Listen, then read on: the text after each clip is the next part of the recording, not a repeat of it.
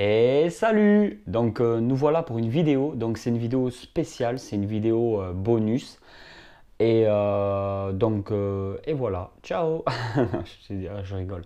Donc dans cette vidéo, en fait, c'est une vidéo assez spéciale. C'est un peu pour faire une petite mise à jour de tout ce qui se passe. Parce que comme je vous l'ai déjà dit plusieurs fois, les vidéos sont postées quand même 15 jours faciles à l'avance, voire même 3 semaines à l'avance. Et du coup, il s'en passe des choses.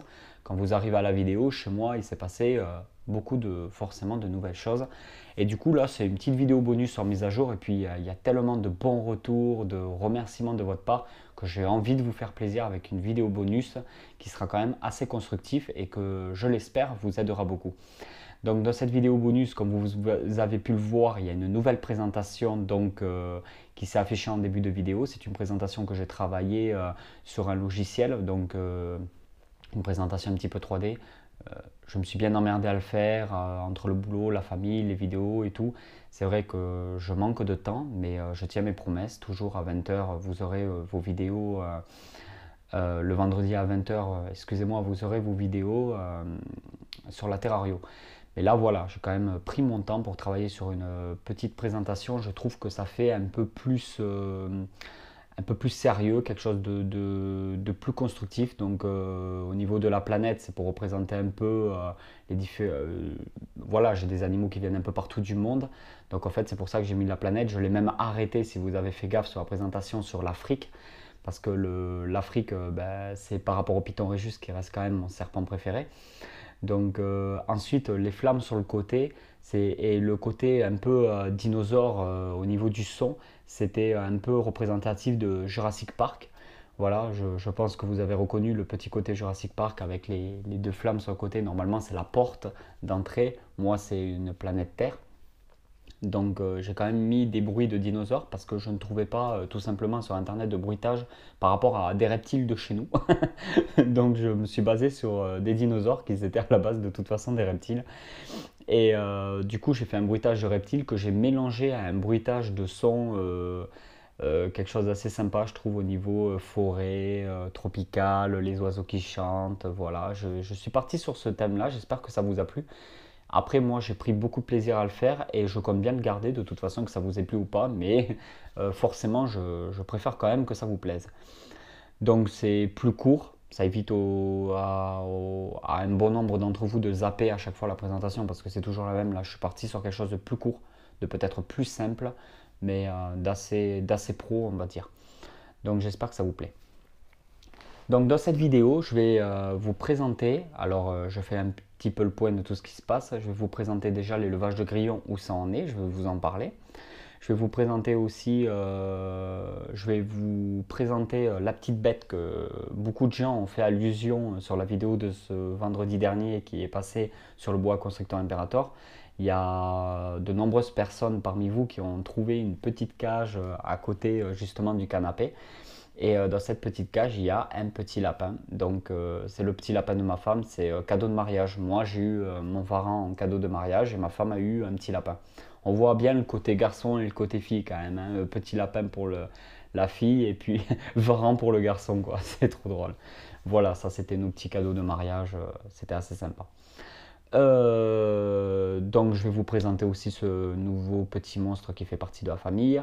Et je vais, surtout dans cette vidéo, c'est pour ça que je veux qu'elle soit assez constructive, je vais vous parler du maintien d'un nouveau reptile chez vous, notamment de serpents, que ce soit Pantherophis, Python Rhésus, Boa constrictor, Heterodon assicus, Petiophis, etc. Donc je vais vous dire comment il faut faire pour faire tout simplement un bac de quarantaine. Voilà. Donc on va partir directement sur le bac de quarantaine et puis après on suivra avec le petit lapin et l'élevage de grillons. Donc pour un bac de quarantaine, alors j'avais pris carrément ce bac là, hein, tout simplement. Voilà. Donc c'est un bac plastique tout simple. Je n'ai pas eu de nouveaux animaux, donc j'ai préparé tout ça juste pour vous montrer un peu comment je procède. Donc on met tout simplement des journaux sur le fond. Alors là j'ai mis de l'aluminium, c'est pas une obligation, je l'ai mis. Parce que c'est quand même facile à nettoyer. Ce scotch aluminium, il est vraiment génial, je l'utilise partout. C'était le plaisir en fait de l'utiliser à nouveau. J'ai mis du scotch aluminium sur cette partie-là. Les bosses que vous voyez, en fait, c'est parce que normalement, le bac est posé sur des roues, des roulettes, des petits roulements. Donc, en fin de compte, j'ai mis du scotch aluminium juste parce que ça sera le côté où il y aura le point chaud en dessous du bac, donc le tapis chauffant. Voilà, ce n'est pas une obligation.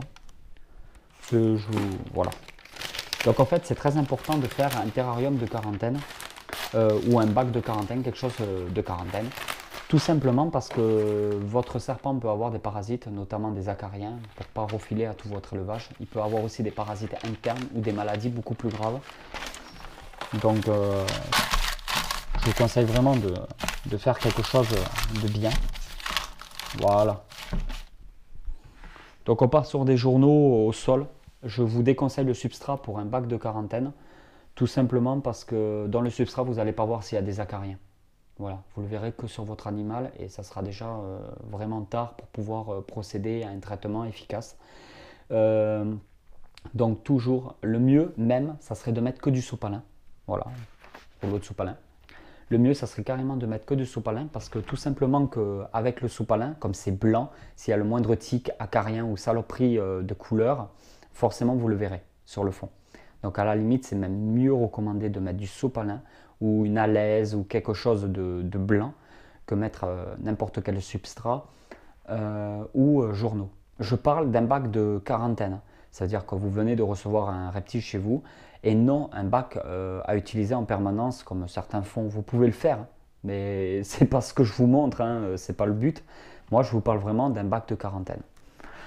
Donc après, c'est important pour moi d'utiliser une cachette, minimum une, si deux c'est possible. Comme je vous dis, j'ai rien reçu, je vous montre juste pour exemple en fait. Les cachettes, c'est important de prendre des cachettes qui sont faites en plastique pour le bac de quarantaine. Voilà, des choses très très simples à nettoyer, à désinfecter et de couleur claire de préférence au cas où s'il y a des acariens comme ça vous les verrez. Là par exemple, voilà, c'est un pot de fleurs que j'ai découpé juste une petite entrée, couleur blanc, un peu cassé, crème. S'il y a un acarien noir là-dessus, je le verrai de suite. Donc je vous conseille ce genre de système. Le bac d'eau, comme c'est juste un bac de quarantaine et que le point chaud est censé être contrôlé par un thermostat, je vous conseille de mettre la cachette au point chaud si vous en mettez qu'une. Si vous mettez deux cachettes, autant en avoir une au point chaud, une au point froid. Mais là, je ne mettrai qu'une cachette pour la démonstration, donc ça sera au point chaud. Pour pouvoir mettre au point froid l'eau, je préfère mettre le bac d'eau au point froid. Donc on met la cachette au point chaud et on met... Bon, j'utilise ça pour titre d'exemple, pour mettre au point froid. Donc le bac d'eau. Alors ça ne correspond pas à ce qu'il faudrait. Le bac d'eau, pour qu'il soit bien, il faut que votre serpent puisse s'immerger totalement dans l'eau. Donc votre serpent doit rentrer dans l'eau. Pour un Panthérophis, un bac d'eau comme ça, c'est immense. Donc c'est génial. Mais pour un Python Rhésus juvénile, à la limite, pour un Python Rhésus qui est plus gros, c'est pas bon. Donc voilà, ce bac d'eau, il est bien à la limite pour des Panthérophis. Après, il va falloir voir pour plus grand. Pas mettre énormément d'eau parce qu'il faut prendre en considération que le serpent, quand il va dans l'eau, il a son poids, il s'enfonce et forcément l'eau monte et il ne faudrait pas que ça déborde. Donc prévoyez au moins la moitié d'eau, pas plus. Hein. Parce qu'après, une fois dedans, ça va vite monter. Hein. Voilà, l'eau du coup au point froid. Donc voilà un peu comment ça se passe.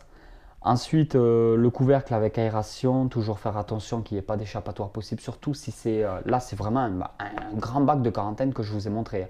Si c'est pour du Panthérophis, de l'élaphe, voilà, tout ce qui est lave gutata, tout ça, petite couleuvre et tout, faites un bac de quarantaine de 40 cm par 20 cm, c'est largement suffisant. Même pour un Python Rhésus de 100 grammes, c'est très bien. Là, je vous montre quand même quelque chose d'assez costaud parce que j'avais ça sous la main. Et puis vous pouvez très bien avoir un serpent déjà plus gros. Acheter. Je ne vous parle pas forcément que vous achetez que des juvéniles. Vous pouvez très bien avoir un serpent adulte, un Panthérophis adulte, il ira très bien là-dedans pour un bac de quarantaine. Voilà. Ça vous permet d'avoir le point chaud, le point froid, une cachette, un bac d'eau. Le bac d'eau, prenez-le quand même assez lourd, suivant le poids de votre serpent, pour pas qu'il renverse l'eau Voilà, si vous partez à l'école ou au travail le matin, qu'il a renversé l'eau et que vous rentrez le soir, il va être immergé d'eau, votre serpent, toute la journée. C'est un coup qui chope une merde, une maladie, qui meurt, qui... Voilà. Faites très attention à ça. Le bac d'eau ne doit pas être... ne doit pas avoir une possibilité d'être retourné.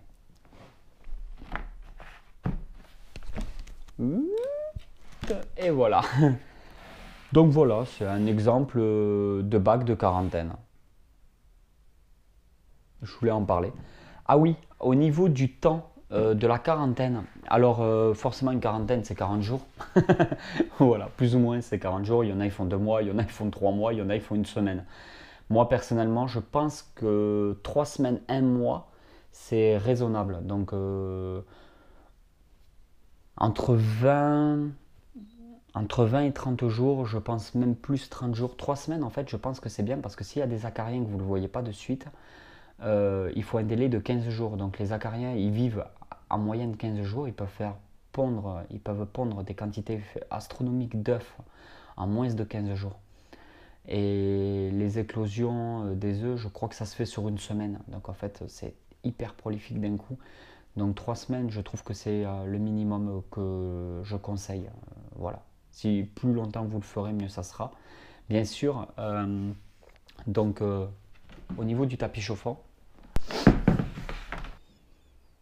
bon forcément comme je n'ai pas de bac de quarantaine approprié, étant donné que j'ai pas de nouveaux reptiles ni rien, je vous montre que à titre d'exemple. Là j'ai mis par exemple un tapis chauffant qui est beaucoup trop grand. Voilà. Alors le tapis chauffant, vous le mettez, mettons, comme ça. Là. Votre bac, il aura, mettons, que cette partie-là de chauffer. Il n'aura pas plus. Après, c'est à vous de réguler. Si vous voulez un peu plus comme ça, un peu moins, vous régulez. Après, vous pouvez très bien surélever votre bac si ça chauffe un peu trop. Vous mettez la sonde du thermostat à l'intérieur, pas directement collée sur le point chaud, mais genre à 2 cm juste à côté du point chaud.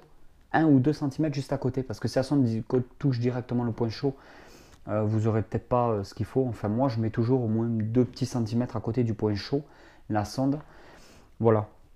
Vous contrôlez votre température de contact à la limite avec un thermomètre digital ou avec un thermomètre à mercure. La température de contact qui ne doit pas excéder quand même une certaine température pour pas que votre animal se brûle. À la limite, je ne pense pas qu'il y ait vraiment risque de brûlure étant donné que le tapis est en dessous. C'est un tapis chauffant, ça ne prend pas des masses non plus. Je ne vous conseille pas de cordon chauffant pour des bacs de quarantaine. Donc après, donc voilà pour ça, au moins ça chauffe. Ensuite, vous mettez le couvercle par-dessus, vous mettez un petit thermomètre, voilà. Vous pouvez mettre le tapis directement sur secteur, donc il chauffe en permanence à fond. Si c'est des tapis vraiment de petite taille, genre des tapis 9 watts, 15 watts, 10 watts, des tapis de petite... de petits gabarits, vous pouvez les mettre directement sur secteur, vous n'avez pas besoin de thermostat. Contrôlez la température de surface une fois plusieurs heures écoulées, voire même une journée entière avant de mettre votre reptile. De toute façon, il est très important que votre reptile n'aille pas directement dans un bac comme ça sans contrôle de température. Le contrôle de température peut s'effectuer sur plusieurs jours, voire même plusieurs semaines si vous voulez être sûr que le contrôle se fasse à la perfection, que tous les paramètres sont bons. Les conditions sont pourries parce que c'est un bac de quarantaine, c'est pas adapté. Mais au niveau conditions du maintien, ça veut dire il y aura peut-être qu'une cachette, il y aura peut-être un bac d'eau pas trop adapté, l'humidité sera peut-être pas parfaite, mais il y a quand même des règles à respecter au niveau de la température. Il ne faut pas faire n'importe quoi. Votre serpent il demande une température point chaud, une température point froid pour pouvoir se réguler. Voilà, s'il a trop chaud comme ça il va au point froid, s'il a trop froid il va au point chaud et tout se passe bien. Et 60 tomes aujourd'hui. Voilà. Pouce bleu si mon t-shirt vous a plu. Et s'il vous plaît pas, je mettrai Yoda pour la prochaine fois pour essayer d'avoir les pouces bleus de ceux qui n'ont pas voulu mettre le pouce bleu pour ce t-shirt là. Voilà. Voilà, c'était juste une... C'est pour ça en fait que j'ai pas détaillé la vidéo, j'ai pas fait un truc énorme parce que c'est une vidéo bonus qui se rajoute en plus des vidéos du vendredi, je le précise. Vous aurez quand même votre vidéo de ce vendredi là avec Big Mac, mon Varanus exanthematicus. C'était juste pour vous montrer, pour un petit bac de quarantaine, comme il y en a beaucoup d'entre vous qui achètent de nouveaux reptiles et qui ont parfois, malheureusement, de sales surprises. Au moins, ça vous permet de traiter. Pour le traitement des acariens, deux méthodes qui sont vraiment très très efficaces. Alors, il y a la méthode Taurus, qui est 100% naturelle, adaptée pour ça. C'est tout simplement des... je vais m'installer, hein, je vais m'asseoir, j'ai le droit de m'asseoir, je suis chez moi. C'est le taurus, ce sont des acariens qui sont blancs, qui sont un peu plus petits que les acariens noirs qu'on retrouve cette saloperie sur nos reptiles en général. Ils se nourrissent de ces acariens noirs, ils sont 100% naturels, ils se reproduisent, comment dire, il y en a énormément en fait, ils colonisent tout, ils vont dans le substrat, ils vont sous les écailles du serpent, ils vont tout autour du bac d'eau, tout autour des objets, tout ce qu'il y a sur le terrarium, même à l'extérieur du terrarium autour. Ils vont manger tous les œufs, tous les acariens, tout le développement larvaire, tout ce qu'il y a des acariens. Ils mangeront tout ce qu'ils pourront manger, et quand il n'y aura plus à manger, ben forcément ils finiront par mourir. C'est complètement inoffensif si vous avez un chien, un chat, un lapin. Pour vous, si ça se trouve dans la chambre, c'est totalement inoffensif le taurus. C'est vraiment, pour moi, je ne jure que par le taurus. C'est le top du top vis-à-vis de moi, ce que j'en pense. Après, bien entendu, le taurus ne doit pas avoir 3 mois. Hein, le taurus, il faut que vous achetiez du taurus qui soit le plus jeune, entre guillemets, possible. Si vous achetez un flacon de taurus et que votre flacon il a déjà 3 mois passé, c'est même pas la peine, quoi. Il faut acheter du taurus qui a une semaine, 15 jours, voilà. Le taurus, vous pouvez le trouver sur internet. Je vous conseille pas dans des animaleries à la con, je vous conseille de le faire sur des magasins spécialisés. Il y a Reptiligne qui en vendent, il y a Exotic Factory qui en vendent. Voilà, vous les contactez, vous passez un coup de fil, vous voyez comment ça se passait, il n'y a pas de souci. Mais je vous conseille de mettre le prix, d'acheter du taurus. Voilà. Après, Frontline, je suis totalement contre. J'ai essayé, bien sûr, comme beaucoup de gens. Déjà, c'est toxique, c'est pas adapté pour. C'est une vraie saloperie. Et il ne faut pas oublier que le Frontline va tuer les acariens sur le moment et va tuer les acariens là où ils se trouvent. S'il y a un acarien qui se trimballe ailleurs dans votre baraque ou dans votre appartement ou dans votre chambre et qui retourne dans les installations une semaine après que vous ayez traité et qui pond, eh ben, c'est reparti pour un nouveau tour. Voilà, un nouveau cycle et vous avez tout à recommencer. Donc le Frontline, si vous n'avez pas fait à la perfection tous les endroits, il suffit qu'il y ait encore des œufs quelque part et vous êtes reparti pour un tour.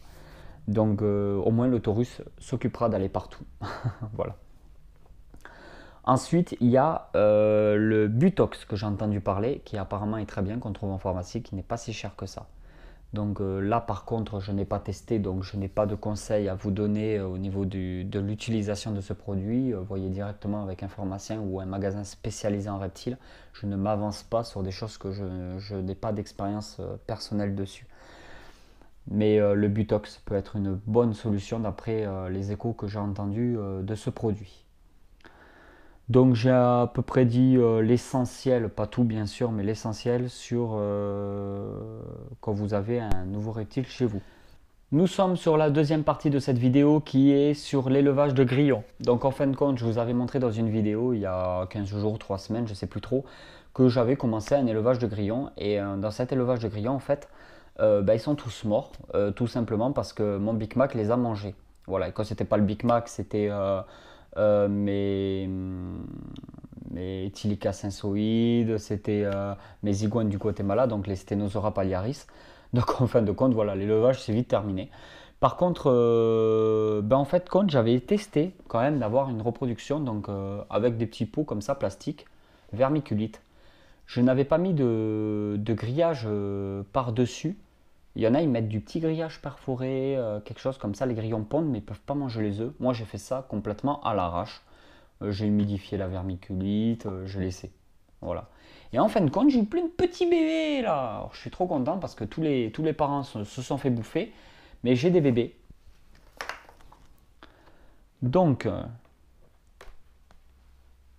voilà comment ça se passe. Donc, ça, c'est encore un bac qui me reste avec des petits bébés dedans.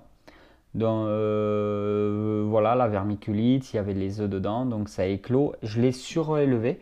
Comme ça, en fait, les grillons petits, ils sautent et ils tombent au fond du bac et ils ne remontent pas dans le substrat. Voilà, ce qui est très intéressant.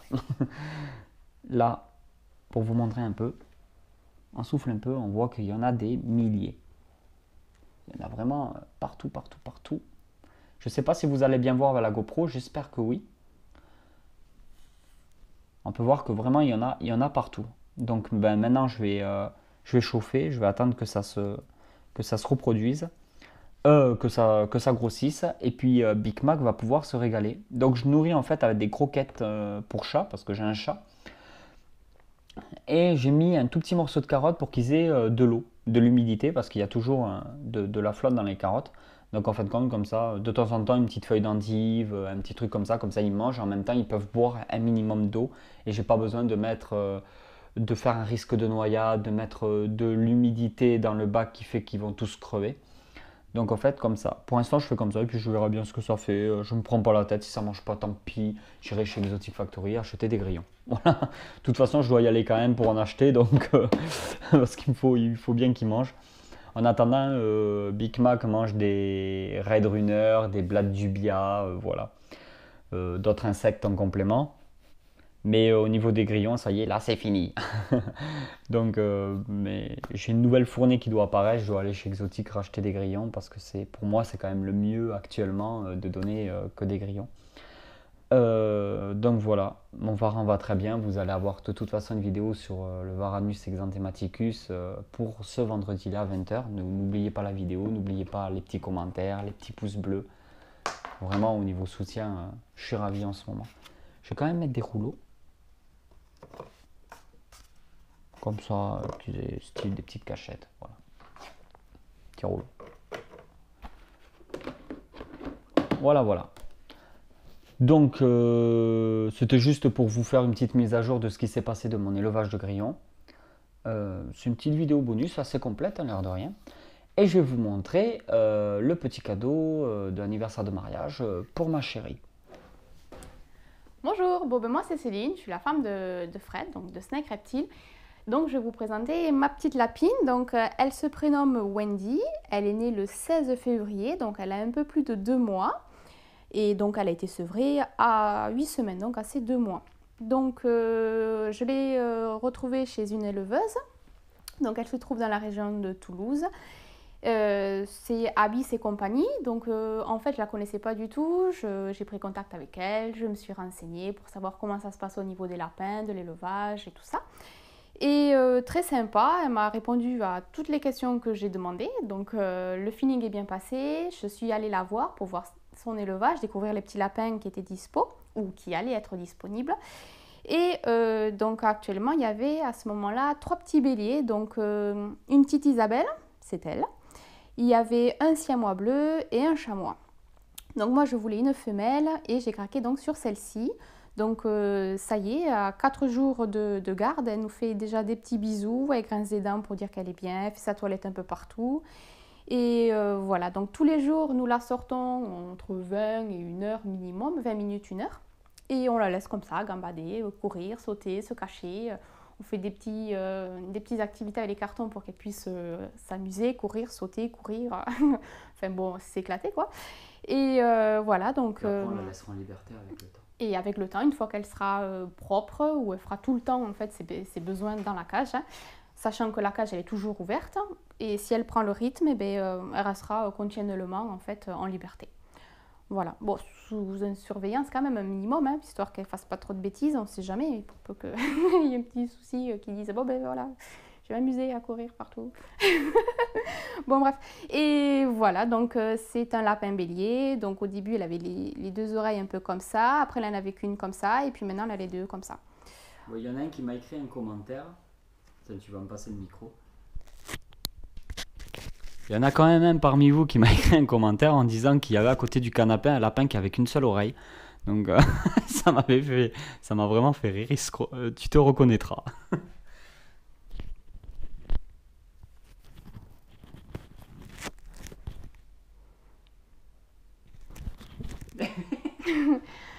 Bon ben voilà, du coup ça va faire 3 semaines que nous l'avons à peu près. Et ben, tous les soirs on la prend, je lui fais des câlins en regardant la télé ou autre. Et du coup elle est affectueuse, elle a le contact avec nous, donc il y a un meilleur feeling et du coup c'est mieux pour ensuite hein, quand elle grandira. Et voilà, du coup j'avais fait donc des petits coussins, un petit coussin pour elle qui commence à être un peu petit d'ailleurs, hein, puisqu'elle grandit. Hein. Mais voilà, elle reste calée le soir et elle attend ses câlins, elle s'allonge tout son long, elle grince des dents, elle fait des bisous, elle fait sa toilette, enfin elle est à l'aise quoi. Donc un petit coucou à l'éleveuse Caroline, donc Abyss et compagnie, puisque je suis ravie. Elle a été, avant que j'ai pu l'adopter, passée au vétérinaire, vaccin, les soins et tout. Enfin, la consultation était nickel. Donc voilà, depuis, que du bonheur, hein, que ce soit pour moi, mon mari, les enfants. Enfin, un peu plus pour moi et les enfants en fait. Hein. Mais voilà. Voilà, donc cette petite présentation est terminée et bye bye. Donc voilà, c'était la petite présentation du lapin. J'ai trouvé que c'était mieux que ce soit elle qui le présente, étant donné que bah, de toute façon c'est son lapin, hein, c'est pas le mien. Je précise aussi que ce lapin n'ira jamais, hein, il y a peut-être des parano parmi vous, j'en sais rien, mais il n'ira jamais dans la gueule de mon boa ou quoi que ce soit d'autre. C'est un animal de compagnie au même titre que notre chat. Et il vivra en tant qu'animal de compagnie. Voilà, il n'y a vraiment aucun problème là-dessus. Ensuite, ma femme fait aussi des créations, donc elle a une chaîne YouTube, je mettrai le lien en bas de la vidéo, voilà, elle a une petite chaîne YouTube depuis pas mal de temps, elle a quand même un nombre de vues considérable comparé à moi, voilà, elle a sa petite communauté, elle a dépassé les 1000 abonnés, c'est super. Donc il y aura son lien en bas de la vidéo si ça vous intéresse. Ça n'a rien à voir avec les animaux parce que c'est des tutos de création. Elle fait beaucoup de tricot, de choses comme ça, un peu de couture. Elle fait aussi des repas, donc des petits tutos cuisine qui peuvent être très simples à réaliser et assez sympas. Voilà, donc petit bonus en fin de cette vidéo bonus où on voit César, donc mon mâle Stenosauria palliaris en train de manger un petit peu. Voilà, c'est style de revenir un peu sur les reptiles, voilà, pour rattraper un peu de ce lapin. Et qu'est-ce que je voulais vous dire d'autre? N'oubliez pas de toute façon de vous abonner à la chaîne si ce n'est pas déjà fait, de toujours continuer à m'encourager, le petit pouce bleu, c'est tout ce que je vous demande de toute façon en retour de mes vidéos. Allez, je vous dis à bientôt pour une nouvelle vidéo. Ciao, ciao!